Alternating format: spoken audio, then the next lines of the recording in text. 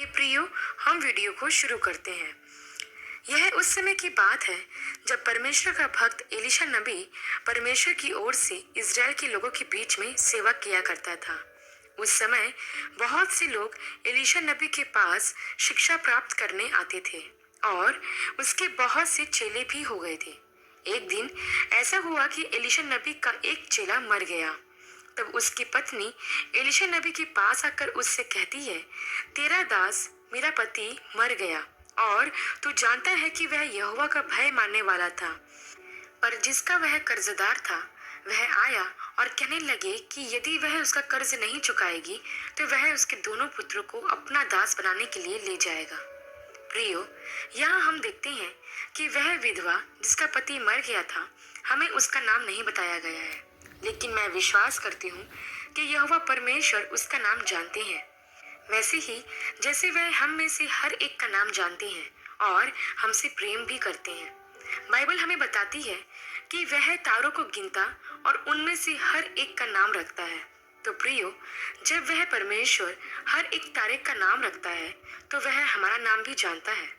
हम उस परमेश्वर के लिए अनजान नहीं है, वह हमें जानता है क्योंकि उसने हमारा चित्र अपनी हथेली पर खोद कर बनाया है।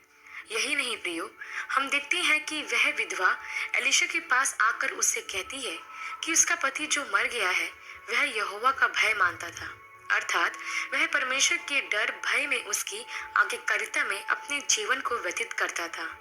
जब वह इतना धर्मी था तो आप सोच सकते हैं कि उसकी पत्नी ने भी अपने जीवन में यहोवा का भय मानना और उसकी आज्ञाकारिता में चलना सीखा होगा, और यही शिक्षा उन्होंने अपने बच्चों को भी दी होगी। देखा जाए तो उस विधवा का परिवार एक धर्मी परिवार था जो यहोवा से प्रेम रखता था, और वचन में लिखा है कि यहोवा की आंखें धर्मियों पर लगी रहती है और वह धर्मियों की प्रार्थना को सुनता है। जैसे हम इस घटना में देखते भी हैं कि जब वह विधवा एलीशा के पास आती है और दुहाई देकर उसे सब बताती है तो एलीशा उससे पूछता है कि मैं तेरे लिए क्या करूं। फिर वह कहता है, मुझे बता तेरे घर में क्या है। तब उस विधवा ने एलीशा से कहा, तेरी दासी के घर में एक हांडी तेल को छोड़ और कुछ भी नहीं है। तब एलीशा ने उस विधवा से कहा कि तू बाहर जाकर अपनी सब पड़ोसिन से खाली बर्तन मांग लिया और थोड़े बर्तन न लाना। फिर तू अपने बेटों समेत अपने घर में जाना और द्वार बंद करके उन सब खाली बर्तनों में तेल उड़ेल देना और जो भर जाए उन्हें अलग रखना। प्रियो, यहाँ हम देखते हैं कि जब दुख के साथ वह विधवा स्त्री एलीशा को अपनी बात बताती है तो एलीशा उससे कहता है कि मैं तेरे लिए क्या करूं, अर्थात एलीशा उस विधवा की हर प्रकार से मदद करने के लिए तैयार था। उसने उस विधवा के सामने कोई बहाना नहीं बनाया और ना उसे यह कहा कि कर्ज तो तेरे पति ने लिया था, सो अब यदि वह मर गया है तो मैं उसमें क्या कर सकता हूँ। नहीं प्रियो, उसने ऐसा कोई भी जवाब उस विधवा को नहीं दिया, बल्कि वह उससे पूछता है कि मैं तेरे लिए क्या कर सकता हूँ। प्रियो, यहाँ हमें एक बात सीखना है कि जब भी कोई मदद के लिए हमारे पास आए तो हमें उसे मना नहीं करना चाहिए। विशेष करके अनाथों और विधवाओं की हमें सुधि जरूर लेनी चाहिए। मत्ती के सुसमाचार और उसके 5 अध्याय के 42 वचन में लिखा है कि जो कोई तुझसे मांगे उसे दे और जो तुझसे उधार लेना चाहे उससे मुंह ना मोड़। और याकूब की पत्री के 4 अध्याय और उसके 17 वचन में लिखा है कि जो कोई भलाई करना जानता है और नहीं करता उसके लिए यह पाप है। हाँ प्रियो, यदि हम किसी जरूरत में पड़े व्यक्ति की मदद नहीं करते और आवश्यकता के समय उसकी सुधि नहीं लेते हैं तो हम पाप करते हैं। इसलिए हम जरूरतमंदों की मदद करने से कभी पीछे ना मुड़ें। तब हम आगे देखते हैं प्रियो कि एलीशा ने उससे जैसा कहा था घर जाकर वह वैसा ही करती है। वह अपने सब पड़ोसियों से खाली बर्तन मंगवाती है और जब उसका घर खाली बर्तनों से भर जाता है तो वह विधवा अपने बेटों को घर में लेकर द्वार बंद कर देती है और उसके बाद वह हांडी का तेल खाली बर्तनों में उड़ेलती जाती है और ऐसा करके उनके पास रखे हुए सारे बर्तनों को वह भर लेती है। जब बर्तन भर जाते हैं तो वह अपने बेटों से कहती है कि मेरे पास और बर्तन ले आओ, लेकिन उसके बेटे कहते हैं कि अब और बर्तन नहीं है। तब उस हांडी का तेल रुक जाता है और इस तरह उसके पास रखे सारे बर्तन और पड़ोसियों से लाए हुए खाली बर्तन उस हांडी के थोड़े से तेल से भर जाते हैं। तब वह एलिशा के पास जाकर सब कुछ बता देती है। एलिशा उसे कहता है, जा तेल बेच कर ऋण भर दे और जो कुछ रह जाए उससे तू अपने पुत्रों सहित अपना निर्वाह करना। प्रियो, यहाँ हम देखते हैं कि जैसा परमेश्वर के दास एलिशा ने उससे करने को कहा था, उसने वैसा ही किया। उसने एलिशा से यह नहीं कहा कि मेरे पास जो एक हांडी तेल है उससे क्या होगा, जब मैं लोगों से खाली बर्तन मांगूंगी तो वो क्या सोचेंगे। ऐसा कुछ भी उसने एलिशा से नहीं बोला। बस वह अपने घर आई और जैसा एलिशा ने उससे कहा था वो वैसा ही करने लगी। और हम देखते हैं प्रियो कि उसके एक हांडी तेल से उसके घर के सारे बर्तन भर गए। प्रियो, जब हम विश्वास के साथ वह करते हैं जो हमसे कहा गया है, तब हम परमेश्वर के सामर्थ्य के काम को अपने जीवन में होता हुआ देखने पाते हैं। प्रियो, इस घटना से मैं कुछ बातें आपको बताना चाहती हूँ कि सबसे पहले हम ध्यान दें कि जब उस स्त्री का पति मर गया तो उसके सामने एक बड़ा संकट पैदा हो गया।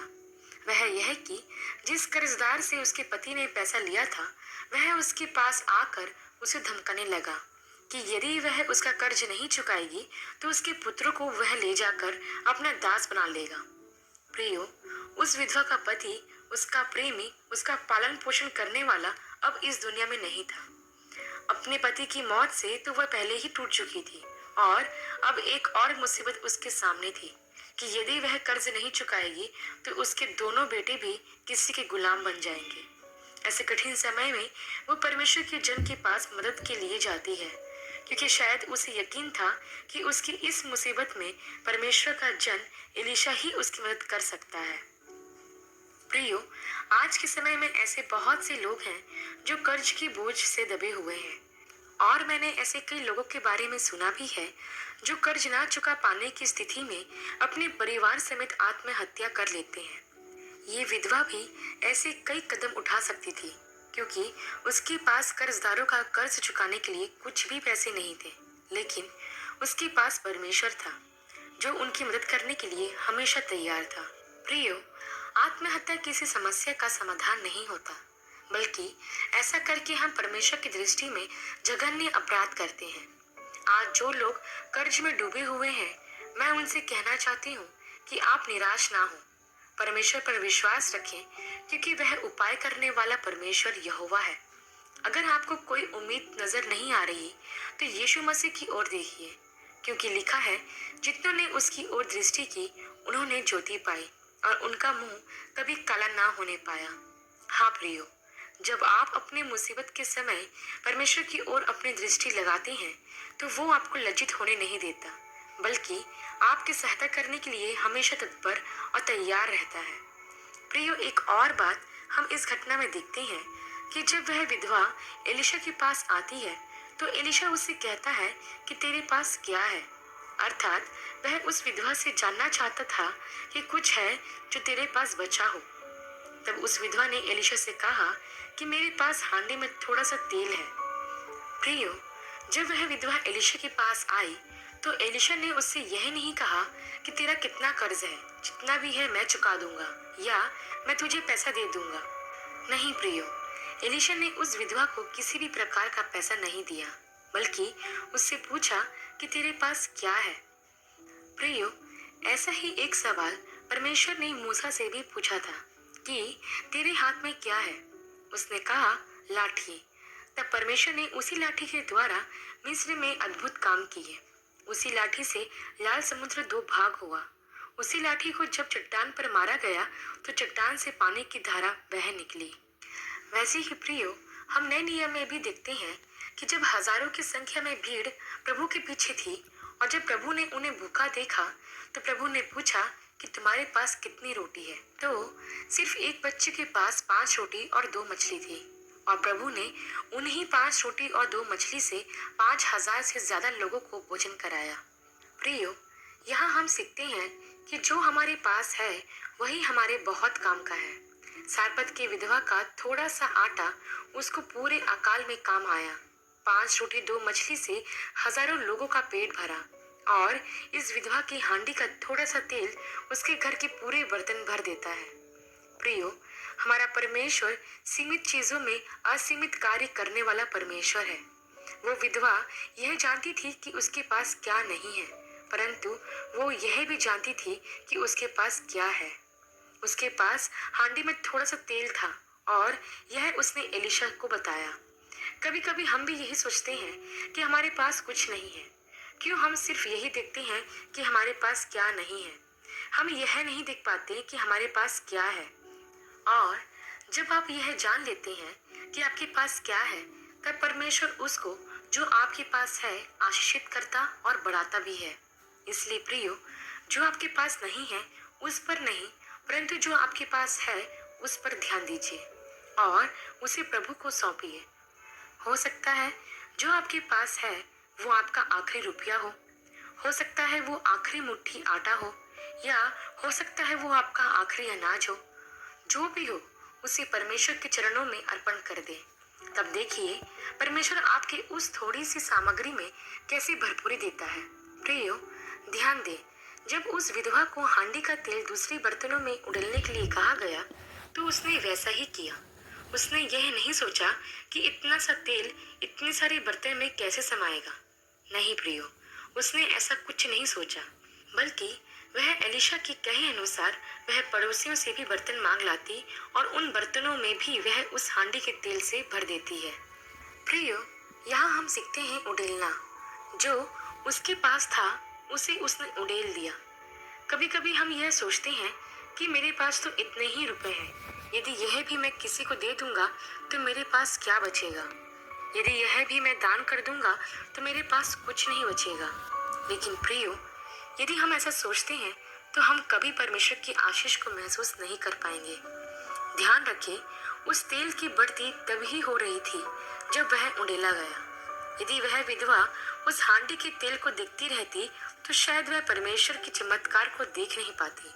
लेकिन उसने उस हांडी के तेल को उंडेला और परमेश्वर के चमत्कार को देखा। वैसे ही यदि आप परमेश्वर के चमत्कार को, उसकी आशीष को, उसकी भरपूरी को देखना चाहते हैं तो जो आपके पास है उसे उड़ेल दे। तब आप परमेश्वर के सामर्थ्य के कामों को देख पाओगे। अंतिम बात प्रियो, जो हम इस घटना में देखते हैं कि एलिशा ने यह सब काम उसे दरवाजा बंद करके करने को कहा। दरवाजा बंद करना इस बात को दर्शाता है कि उन्हें अपना सारा ध्यान परमेश्वर की ओर लगाना था। यदि वो दरवाजा खुला रखते तो बाहर के लोग उन्हें विचलित कर सकते थे। हो सकता है कि वो लोग उस विधवा का मजाक उड़ाते, इसलिए उसे दरवाजा बंद करने को कहा गया। प्रियो, जब भी हम मुसीबत में, दुख में और पीड़ा में हो तो हमें अकेले में परमेश्वर से प्रार्थना करना चाहिए। यदि आप दुनिया के लोगों के साथ अपना दुख बांटोगे या उन्हें अपनी परेशानी बताओगे तो वे आपकी मदद करने के बजाय आपका मजाक उड़ाएंगे और पीठ पीछे तरह तरह की बातें करेंगे। लेकिन जब आप अपने परमेश्वर से दरवाजा बंद करके अपने दिल का हाल कहोगे तो वो आपको शांति और सहानुभूति देगा और आपकी समस्या का समाधान भी निकालेगा। इसलिए अपने दुखी समय में अकेली प्रार्थना करें और आप परमेश्वर को अपने करीब महसूस करोगे। आशा करती हूँ प्रियो कि एलिशा और विधवा की इस घटना के माध्यम से आपको आशीष मिली होगी। अगली वीडियो में एक नए विषय के साथ आप सबसे फिर मुलाकात होगी। तब तक के लिए आप सबको जय मसीह की।